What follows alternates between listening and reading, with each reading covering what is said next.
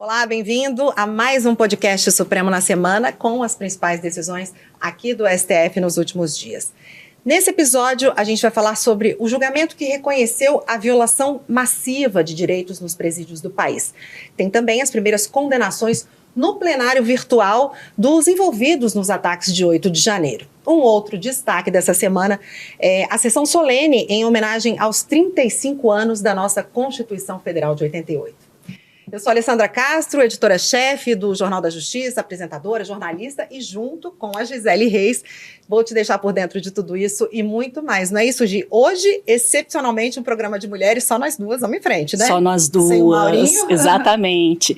Bom, eu sou Gisele Reis, consultora jurídica da Rádio e da TV Justiça, e comigo você vai ver todos os aspectos jurídicos dessas decisões importantes que a Alessandra mencionou, acrescentando também a questão da licença maternidade e da estabilidade à gestante de mulheres contratadas pela administração pública em contratos temporários ou que assumem cargos em comissão. Pois é, vamos então ao primeiro destaque dessa semana, né, Gi? Eu considero o primeiro destaque a sessão solene em homenagem aos 35 anos da nossa Constituição Federal. Sessão de celebração que teve na abertura, logo na abertura, um vídeo impactante com a voz do Ulisses Guimarães, depois um vídeo também com a atriz Fernanda Montenegro, em que ela lê os principais artigos da nossa Constituição. Tudo isso na presença de representantes dos três poderes da República que fizeram questão de ressaltar o papel do Supremo na defesa da Constituição. O presidente da Corte, inclusive, ministro Luiz Roberto Barroso, falou que as instituições estão em pleno acordo de que não existem poderes hegemônicos e sim uma parceria pelo bem do Brasil. Inclusive, sobre isso, eu separei um trechinho do discurso dele. Vamos ver? Vamos sim. A Constituição de 88 fez o Executivo voltar ao seu tamanho normal, fez o Legislativo ocupar o espaço que verdadeiramente lhe pertence e produziu uma ascensão institucional importante, eu assim penso, do Poder Judiciário. Como eu, presidente Pacheco e o presidente Lira estamos de pleno acordo, não existem poderes hegemônicos, nós todos vivemos em parceria institucional pelo bem do Brasil, como deve ser a vida democrática. Nós também aqui percorremos um longo caminho na interpretação da Constituição de 1988, procurando empurrar a história na direção certa, que é a direção do reconhecimento dos direitos fundamentais de todas as pessoas e da igualdade das pessoas de uma maneira geral. É importantíssima essa fala do ministro Luiz Roberto Barroso. Aliás, essa primeira semana, né, onde ele pôde presidir o plenário do Supremo Tribunal Federal pela primeira vez também, e também preparou toda essa celebração aos 35 anos da Constituição Federal. É uma semana que foi bem marcante para a história da Constituição e também do Supremo, como você mencionou, uma sessão solene em que reuniu essas autoridades dos três poderes. Todas elas tiveram oportunidade para tecer palavras em celebração aos 35 anos da Constituição, e o ministro Luiz Roberto Barroso fez questão de demonstrar a importância realmente desse texto constitucional para a sociedade brasileira, né? Ela é a carta mais longeva da história do Brasil, né? Depois é o que marca o processo de redemocratização brasileira, porque logo depois, saindo aí da ditadura militar, veio então essa primeira a Assembleia Constituinte, né, comandada ali por Ulisses Guimarães, que foi o presidente da Assembleia Nacional Constituinte e um dos responsáveis por dar voz, né, ao povo em relação a essa Constituição, que, aliás, abordou temas extremamente importantes para a sociedade, né? Ela trata muito, inclusive, ali em relação aos direitos individuais, exatamente pelo fato de ter saído de um período de ditadura. Então, há muitas regras de proteção ao indivíduo. Nós temos aí direitos de liberdade de expressão, direitos da mulher, da gestante, a própria situação carcerária também é retratada, várias minorias foram mencionadas e contempladas no texto constitucional. Então, o ministro Luiz Roberto Barroso, ele fez questão de mencionar sobre a importância, né, e os avanços dessa Constituição Federal, que acaba garantindo garantindo inúmeros direitos fundamentais a todos os cidadãos, da importância de juntos, né, construirmos na prática a implementação desta Carta Magna, porque foi por meio dela, inclusive, que tem se reconhecido direitos, como, por exemplo, contra a violência envolvendo a mulher, também direitos de pessoas, grupos vulnerabilizados, no caso, a população LGBTQIA+. Indígenas, comunidades indígenas, né? Aliás, a própria questão da demarcação de terras indígenas e até mesmo em relação como a Constituição tem sido importante na execução da igualdade, né? Inclusive afastando aspectos relacionados ao racismo e permitindo, portanto, que o Brasil avance em relação à igualdade racial. Mas é claro, o Brasil ainda vive uma situação de pobreza, não uma extrema pobreza que vivíamos há um tempo atrás, mas é uma pobreza que precisa ser combatida. A gente ainda também tem problemas estruturais, como a própria situação que o Supremo analisou durante esta semana, envolvendo a população carcerária, e sempre vai ter motivos para se avançar, usando como texto base a Constituição Federal, uma Constituição realmente, por isso que ela é considerada a Constituição cidadã. Então, realmente, foi um momento de uma justa celebração por esses 35 anos da Carta Magna. E não foi só isso, né, Gisele? Eu acho que vale a pena a gente registrar também que no mesmo dia, só que na parte da manhã, o Supremo promoveu um seminário em comemoração também aos 35 anos da Constituição, em que falou sobre os avanços, os desafios a serem vencidos ainda, tudo isso na presença de juristas e professores de direito constitucional, não é isso? Sim, foi pela manhã, durante toda a manhã da quinta-feira, que foi exatamente a data de 5 de outubro, de 2023, em que o ministro pôde, então, falar ainda mais sobre a Constituição, e professores também, como o professor Daniel Sarmento, estiveram presentes, magistrados, outros juristas. Um debate mais técnico, né? É técnico, mas não tem como falar da Constituição sem também falar sobre esta proximidade que ela tem com a própria população, né? Porque é realmente ali, inclusive, que é a base de todos os direitos, todas as legislações têm como fundamento o texto constitucional. Então, é ela que vai regular as relações entre as instituições, as relações aonde tem aí essa questão da repartição das competências dos estados, municípios, os direitos individuais, a forma, ela trouxe também a questão da democracia quanto à possibilidade da eleição, né, do voto secreto, universal, voto democrático, poder escolher ali o seu representante, o valor universal do voto. Então, tudo isso também foi abordado nesse seminário por todos os que estiveram presentes.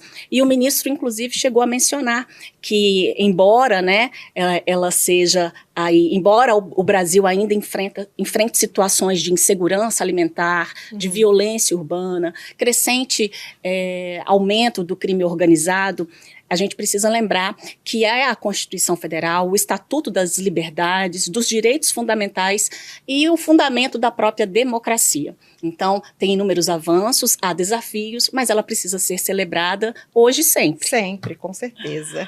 Então, vamos para mais um destaque. Foi na sessão de quarta-feira o lançamento da campanha de combate à violência contra a mulher. É uma campanha bastante criativa, né? Foram usados cartoons para chamar a atenção da sociedade. Foram cartunistas mulheres. Ah, muito bacana. Né?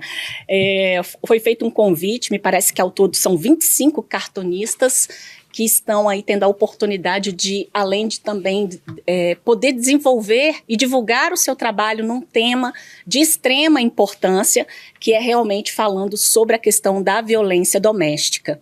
Então, essa violência contra a mulher, ela tem sido crescente no âmbito da sociedade brasileira.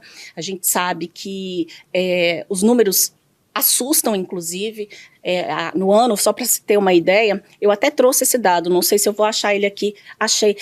No ano passado, né, se tem aí a marca de 1.437 casos de mulheres assassinadas. Então, é um número muito significativo. E certamente subnotificado, né? Com certeza subnotificado. Assim, se você for pensar em número de agressões, são mais de 245 mil agressões envolvendo todo tipo de violência, né? Que você tem a violência física, a violência psicológica, a violência moral, patrimonial. E esses cartoons, eles acabam retratando situações diversas de violência contra a mulher e a forma de utilizar, a opção por ter utilizado esses cartoons, creio eu que seja para aproximar realmente esta linguagem jurídica. O ministro Luiz Roberto Barroso já deixou isso muito claro sobre a importância do judiciário, né, se aproximar cada vez mais da sociedade, e essa forma de comunicação foi escolhida exatamente por este motivo, de aproximar numa linguagem mais simples, inclusive ali em desenhos, né, por meio dessas representações feitas por mulheres que atuam nesta área, né, ligada ao cartunismo. Então, por meio de charges e desenhos, abordarão temas como essas violências que eu acabei de mencionar. Esses trabalhos, eles já estão publicados, inclusive serão veiculados em revistas, sites e redes sociais até o dia 25 de novembro, que é o Dia Internacional de Combate à Violência contra as Mulheres. É uma forma mais leve, né, de se colocar mais um leve. Assunto tão grave. E eu acho que, aproveitando já que a gente está falando dessa linguagem mais simples, mais leve, mais direta, é bom a gente deixar registrado também que o ministro Barroso cumpriu nessa semana uma promessa que ele fez na coletiva da semana passada, um dia depois de assumir a presidência do Supremo, que foi aquela de apresentar um boletim, na verdade, informação à sociedade, disponível no site do Supremo, em que são explicadas as principais decisões da Corte. Tudo isso, como a gente falou, de uma forma mais simples, para que a sociedade, as pessoas comuns, consigam abrir, ler e entender o que foi decidido, não é isso, Gisele? Exatamente. Convido, inclusive, todos que estão aqui nos assistindo a ter a oportunidade de conhecer esse informe à sociedade. Já constam lá em relação aos 3 julgamentos que foram realizados pelo plenário do Supremo Tribunal Federal. O objetivo, de fato, é que essas informações sejam reunidas, né, com aquilo que há de mais importante em relação ao que estava sendo discutido, ao que foi debatido no plenário do Supremo Tribunal Federal, quantos votos, né, foram favoráveis ou não acerca da posição que acabou prevalecendo, qual foi a tese fixada, quando é o caso, né, de repercussão geral, enfim, todos os processos ali submetidos ao plenário, os ministros têm formulado uma tese, que é a tese que orienta a aplicação do entendimento do Supremo Tribunal Federal em relação aos demais casos que tramitam no Poder Judiciário brasileiro. Então, conforme ele havia prometido, já está no ar, né? Exatamente. Está lá no site do Supremo, stf.jus.br, para quem quiser acompanhar. Me parece que esses informes, esses resumos, eles são apresentados, ao término de cada julgamento é acrescentado mais um informe na página do Supremo Tribunal Federal e realmente facilita, Alessandra. Eu li os informes, ele traz... eu acho que vai facilitar muito para todo mundo. Exatamente, porque acaba que durante a sessão, por mais que os ministros tentem, né, ter uma linguagem mais simples, mas o linguajar jurídico por si só já é uma linguagem mais rebuscada, mais rebuscada. Então tem muitas expressões em latim, e ali nesse informe da sociedade há realmente o que efetivamente é uma linguagem simples, traduzindo para a sociedade o que o Supremo Tribunal Federal analisou e decidiu. Então, é só sucesso em relação a isso. Então, vamos para o plenário físico. Vamos semana lá. Com 3 julgamentos concluidíssimos. Vamos começar pelo que a decisão em que o STF reconheceu a violação massiva de direitos no sistema carcerário e, mais importante, além de reconhecer, ele deu prazo para o governo apresentar um plano nacional, não é isso, Gisele, com estratégias verdadeiras, eficazes para melhorar as condições nos presídios do país, não é isso? Exatamente. A ação que foi ajuizada, inclusive, pelo Partido Socialismo e Liberdade, o PSOL, ela trazia aí como fundamento exatamente a declaração do chamado Estado Inconstitucional de Coisas, né? Estado de coisas ou Estado de coisas inconstitucional. E essa expressão, ela vem para poder demonstrar o sistema caótico, né, do do nosso sistema carcerário, né? A situação caótica. Situação caótica do nosso sistema carcerário. Então, é um sistema que realmente viola frequentemente, diariamente, direitos importantes da população carcerária.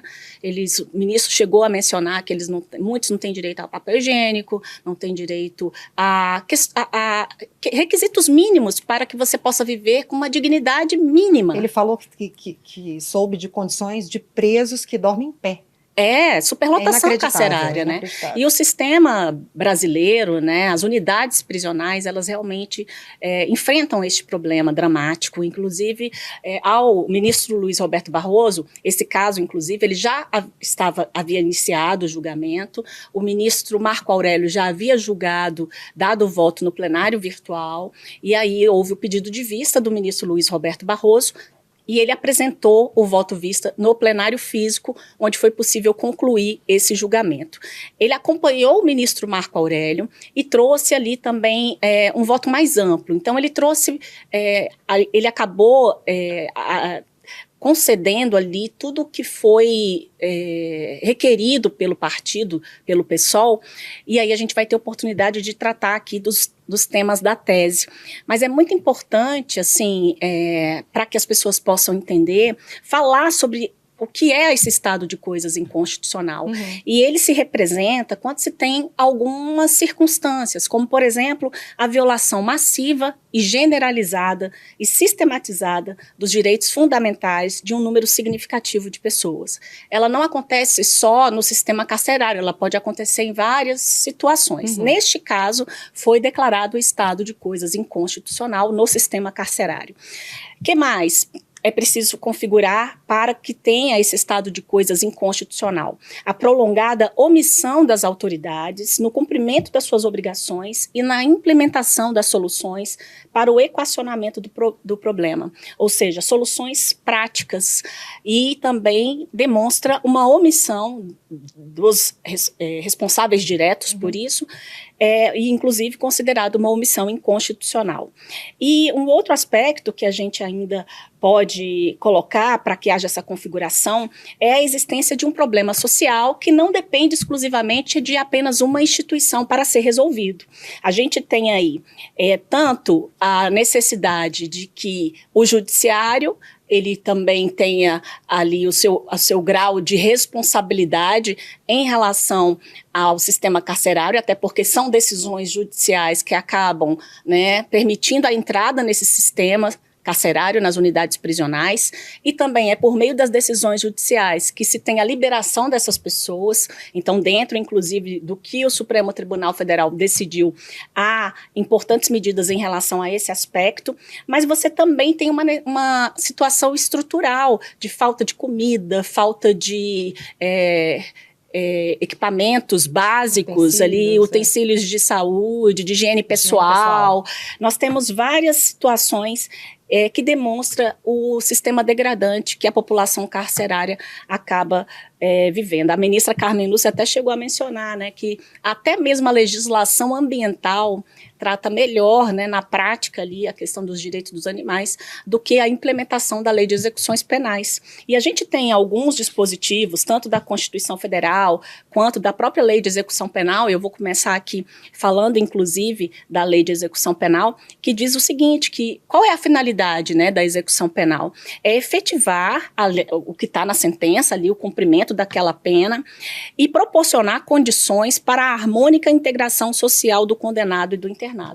O ministro pontuou algo que eu achei extremamente interessante, porque normalmente essas medidas que envolvem encarceramento, a sociedade de um modo geral, ela acredita que lidar com a criminalidade é encarcerar cada vez mais, é mandar todo mundo para a prisão.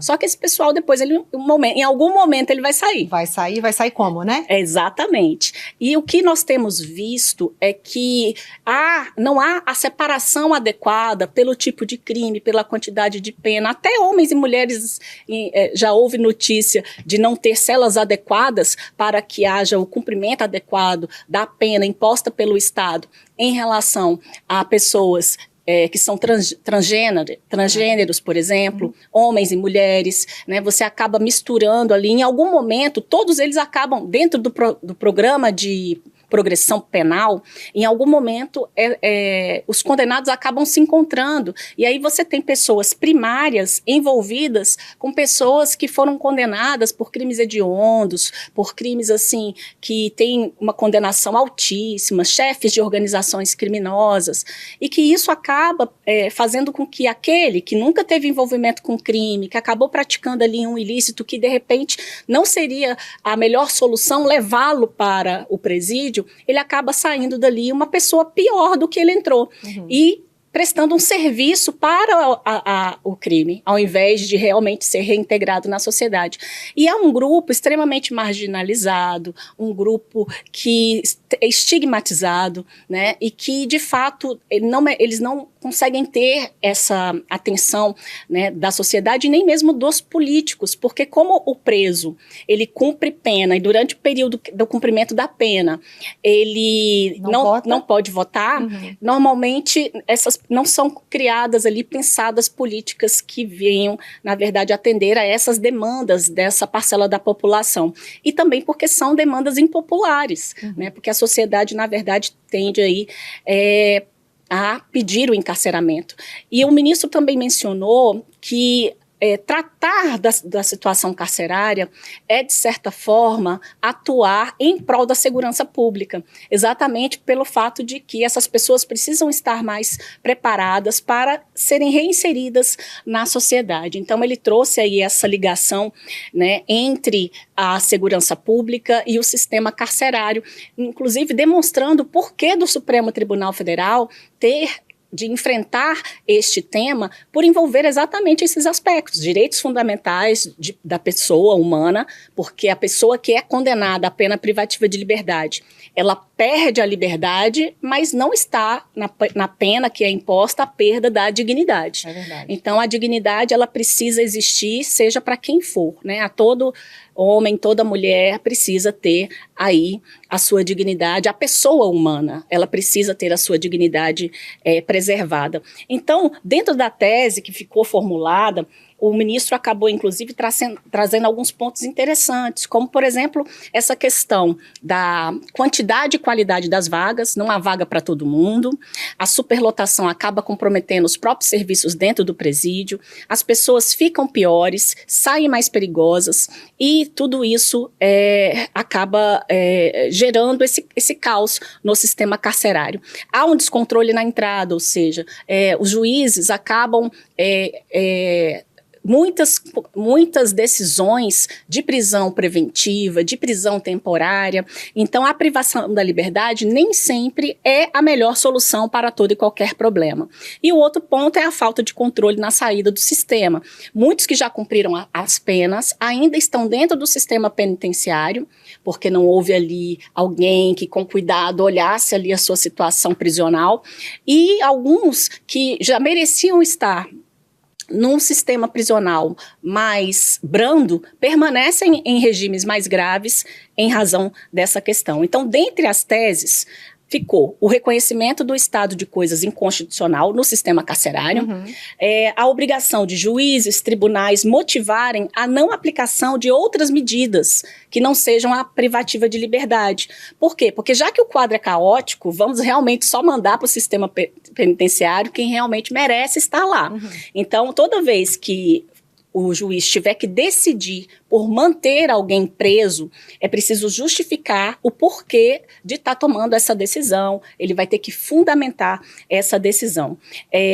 Então, assim, a princípio, dar mais atenção para medidas cautelares, para penas alternativas, tudo isso levando em consideração esse quadro do sistema carcerário. Outra coisa, as audiências de custódia continuam, né, valendo, que devem ser realizadas logo nas 24 horas após o momento da prisão, liberação de verbas do Fundo Penitenciário Nacional, que é o FUNPEN, também houve também o descontingenciamento dessas verbas e a determinação do Plano Nacional, como você mencionou. Né? Esse plano tem que ser observado pelo governo. Eles têm aí um prazo de 6 meses para a apresentação de um plano nacional. A implementação do plano vai ser em 3 anos, mas o prazo para a elaboração do plano é de 6 meses. Agora, a gente diz, rapidinho, a gente só falou do plano nacional. Vale lembrar que vale também para estados e para o Distrito Federal. Eles também vão ter que apresentar planos próprios, né? Vão ter que apresentar. Primeiro vai ser homologado esse plano nacional.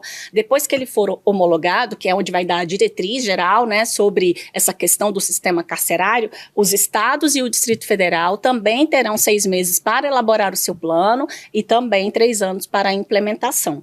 E esse plano tem como objetivo exatamente intervir nesse sistema prisional caótico para superar esse estado de coisas inconstitucional.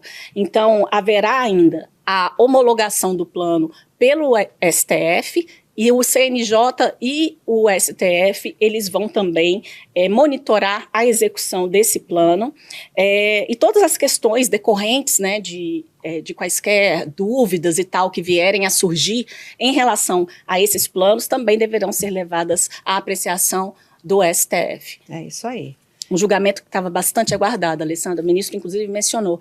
Olha, um dos casos mais difíceis de conseguir resolver, porque realmente envolve aí vários atores, né, na solução desse problema brasileiro, que é que conta, inclusive, com um dos piores sistemas carcerários do mundo. Então, vamos aguardar aí pelos próximos 6 meses o governo federal apresentar o primeiro plano nacional, não é isso, gente? Exatamente, Ale. Então, vamos para o próximo julgamento concluído na semana, o segundo deles, em que estava sendo discutido se a suspensão dos direitos políticos decorrentes de condenação criminal, não é isso, definitiva, poderia impedir ou não a nomeação e a posse do candidato que foi aprovado em concurso público. Ficou decidido que não pode, não é isso? Não pode impedir.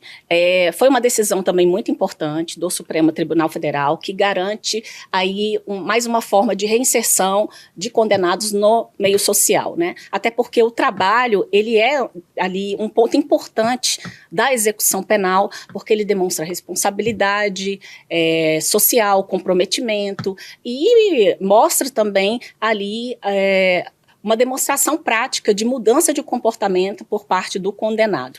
A grande problemática que se tinha aqui foi de um rapaz que ele acabou passando no concurso para auxiliar de indigenismo, né, da Fundação Nacional do Índio, a FUNAI.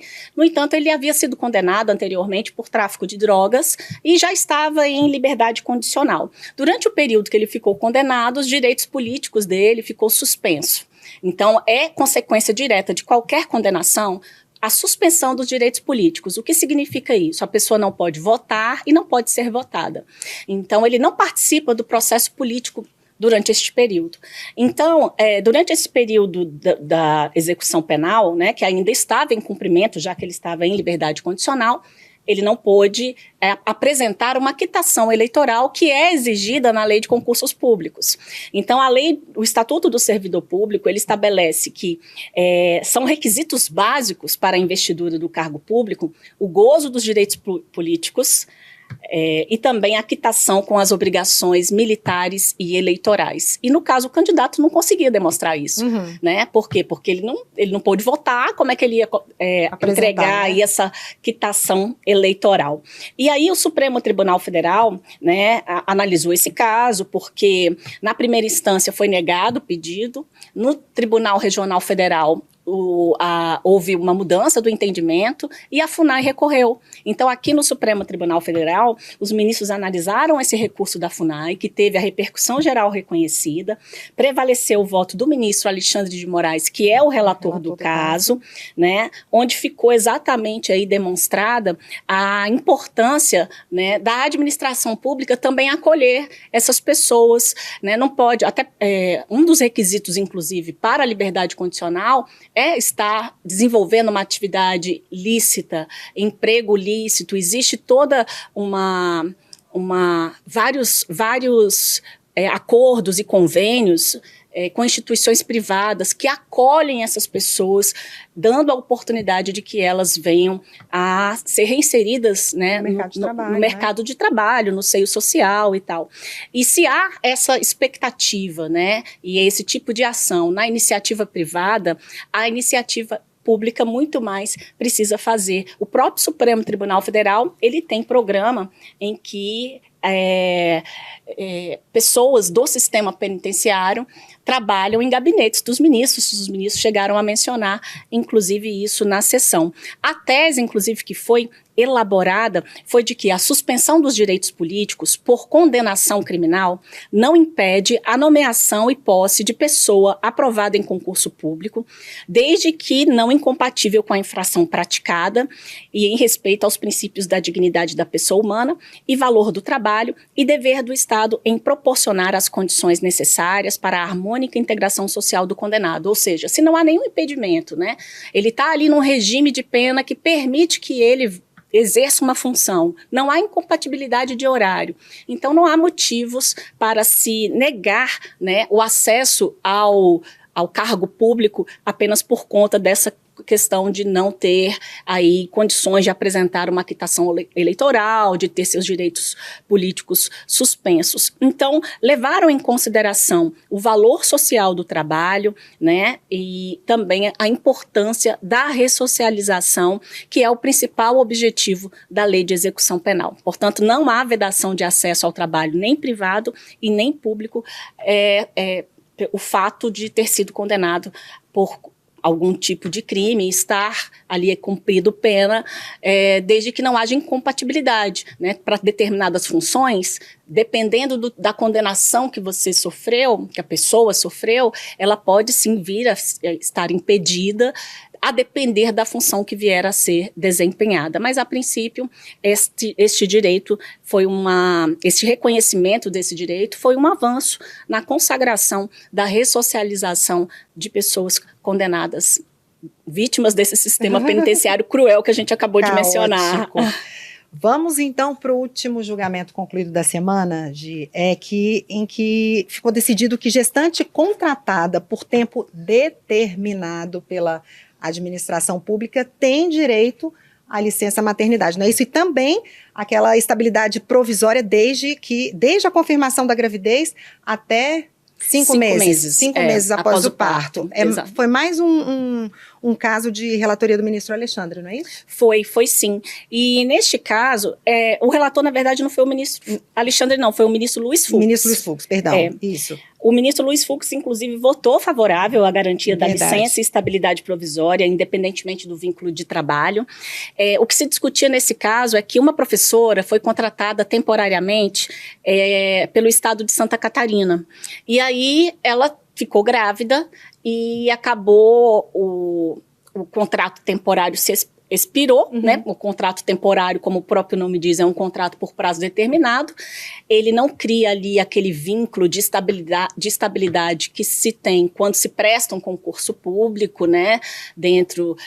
Os contratos temporários, eles são admitidos em casos excepcionais de urgência e necessidade do poder público, mas não é um cargo efetivo. Não é um cargo efetivo que está ali submetido ao Estatuto do Servidor Público, seja o Estatuto Federal ou o Estatuto Estadual do Servidor Público. E ela também não estaria aí amparada pela consolidação das leis do trabalho, né? Assim, porque o sistema que rege o contrato de trabalho, ele é um sistema específico em relação a esta pessoa que assume este contrato de trabalho temporário, ou também naqueles casos, Alessandra, em que se tem o cargo em comissão. A gente sabe que o cargo em comissão, ele é de livre nomeação e de livre exoneração. A pessoa pode ser demitida a qualquer tempo, então ela não tem ali uma estabilidade perante o serviço público. Então, nesses dois casos, o Supremo analisou exatamente essas hipóteses. Essa professora em especial, ela estava ocupando um cargo temporário e ela não teve aí o reconhecimento deste direito e aqui no Supremo Tribunal Federal, ela acabou com esta garantia. Na primeira instância foi negado, na instância superior ela conseguiu o direito, e aí, na instância superior, quando ela conseguiu o direito, veio o Estado de Santa Catarina e recorreu ao Supremo Tribunal Federal. O Supremo Tribunal Federal entendeu que deve haver tratamento paritário. A gente, como mulher, a gente sabe as dificuldades que enfrentamos, né? Só por sermos mulheres. Só por ser mulher. Já começa por aí. Exatamente. Então, assim, há situações realmente específicas, né? Como a questão da maternidade e a própria inserção da mulher no mercado de trabalho, ela é um sistema muito desigual, né? As mulheres enfrentam realmente muitos obstáculos para estarem hoje ocupando seus postos de trabalho. E quando se tem o direito à licença maternidade e a esta estabilidade provisória da gestante, se está assegurando exatamente essa maternidade, esse período que a mulher precisa para estar mais dedicada ali à sua gestação e àquela pessoazinha que vai nascer, né? O serzinho que vai nascer. Totalmente dependente. Totalmente dependente, um período de maior vulnerabilidade para a mulher, necessidade de amamentação, enfim. E não só isso também, o ministro Fux chegou a mencionar essa conexão importante mesmo da mulher e da criança ali nos primeiros meses da vida da criança. Essas conexões, inclusive, elas vão ser importantes para criar o próprio desenvolvimento cognitivo e de habilidades da criança. Então, independentemente do regime jurídico de contratação, ou seja por meio de cargo comissionado, seja por meio de contrato temporário, essa maternidade ela precisa ser preservada, né? E a gestante servidora não pode ser tratada, né? A gestante contratada ou ocupante de cargo em comissão, ela não pode ser tratada de forma diferente da gestante servidora. Deve haver tratamento igual, semelhante, tanto para aquelas que são servidoras, quanto para as que são contratadas pela administração pública, nesses casos que nós acabamos de mencionar. Então, mais um avanço, né? Mais um avanço. Para nós, mulheres trabalhadoras. Sim, todas. sem dúvida. A própria Procuradoria-Geral da República votou favorável. A gente tem artigos importantes da Constituição Federal que tratam sobre esse direito, né? O artigo 7º, que é o artigo que reúne ali os direitos dos trabalhadores urbanos e rurais, ele traz em um dos seus incisos ali a garantia da licença à gestante, ou seja, que é aquele período que ela tem, período que ela tem para ficar fora do trabalho e ainda assim sem prejuízo do seu salário e com a possibilidade de ter o seu emprego garantido até 120 dias após o parto. E aí nós temos também o artigo 10 do Ato das Disposições Constitucionais Transitórias, que trata da vedação arbitrária da gestante desde a confirmação da gravidez até 5 meses após o parto. Então ela tem a proteção de ter aí uma maternidade mais tranquila em relação a questões trabalhistas, né?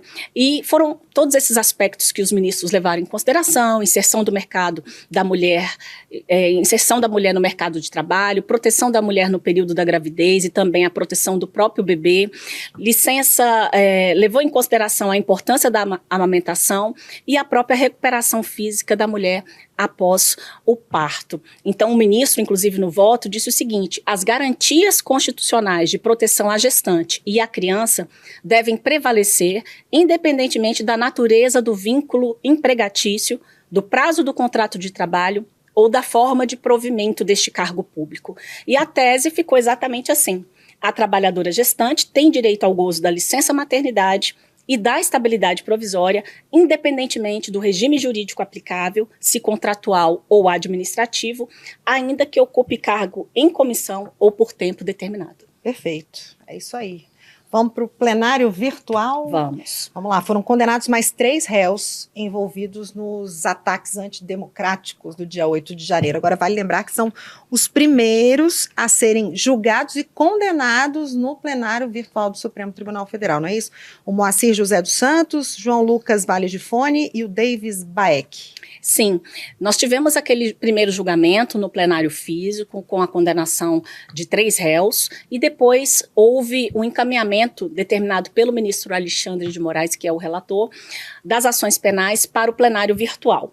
Então, como você mencionou, são as primeiras ações penais no plenário virtual a serem julgadas, né? E aí nós tivemos esses 3 réus que foram condenados. A pauta constava ao todo, me parece que 5 processos. Aí 2 vão ser encaminhados para o plenário físico, porque houve um pedido de destaque do ministro André Mendonça. E aí toda vez que há um pedido de destaque, isso sai do plenário virtual e é encaminhado para o plenário físico, onde se reinicia o julgamento.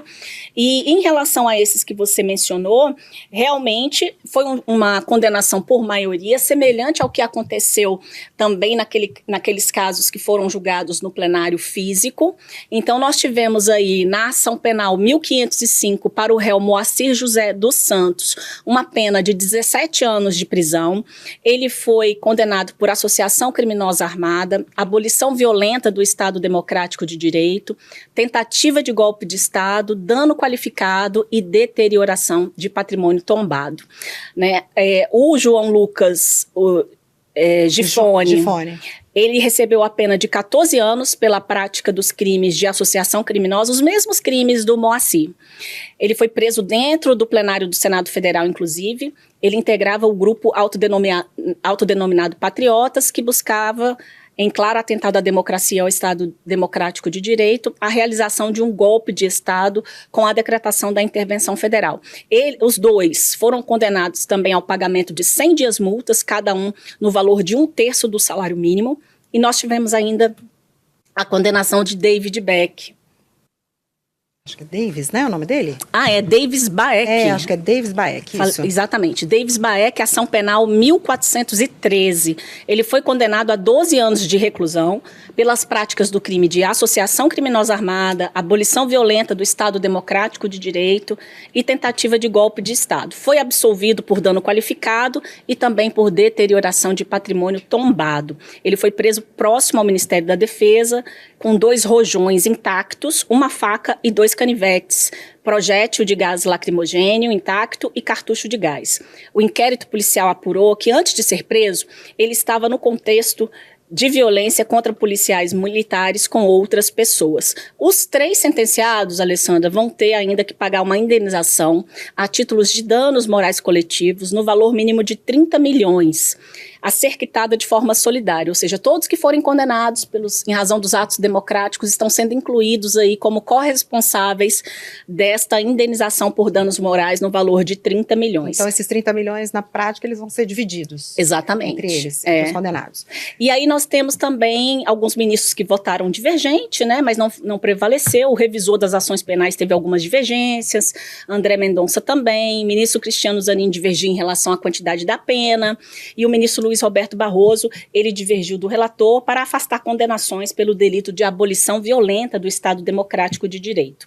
Tá certo. E hoje, vale o registro também, hoje está começando o julgamento também lá no nosso PV, o plenário virtual, de mais 6 ações penais, quer dizer, mais 6 réus estão sendo julgados a partir de hoje no plenário virtual do Supremo, réus dos ataques antidemocráticos, claro, de 8 de janeiro. O julgamento que vai até o dia 16, não é isso? É isso mesmo, nós temos 6 ações penais, envolvendo alguns réus, né?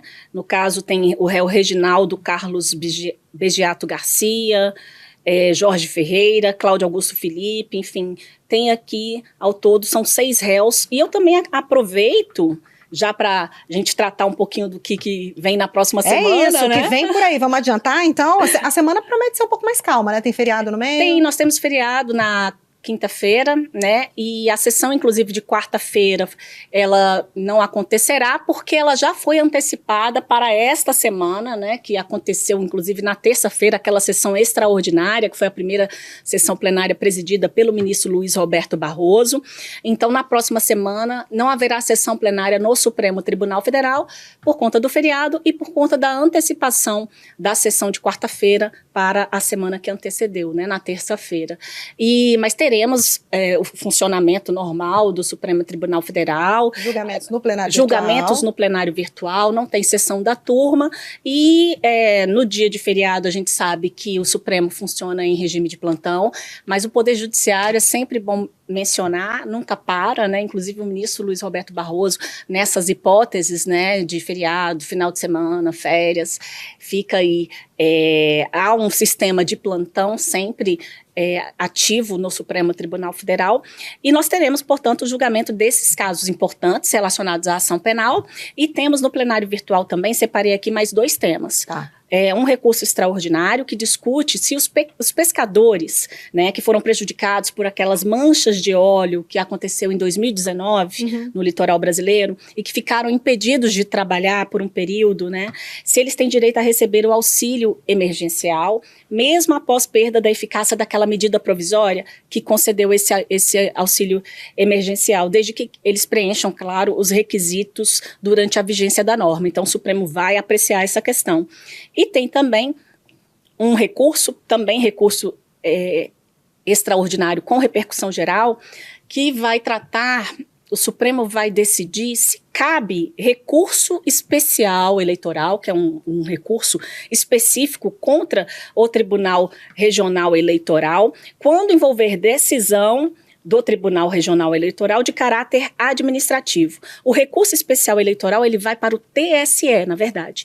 Então, o cabimento do recurso especial eleitoral, que é para o TSE, contra a decisão do Tribunal Regional Eleitoral, mas decisões de caráter administrativo em que se analisa a prestação de contas de campanhas eleitorais. É um tema também extremamente importante a ser analisado pelo plenário virtual. É isso aí. Encerramos por hoje? Por hoje é só. Hoje só nós 2, mas deu certo, né? Deu. Obrigada, Gi. E a você também, muito obrigada pela sua companhia. Espero que você tenha gostado aqui do nosso bate-papo. Continue assistindo a gente no canal do STF no YouTube e também no Spotify. Já o áudio, você sabe, está disponível em várias plataformas, como, por exemplo, a Apple Podcasts. Mais uma vez, muito obrigada e até a próxima. É isso aí, pessoal. Até a próxima. Foi ótimo estar com vocês.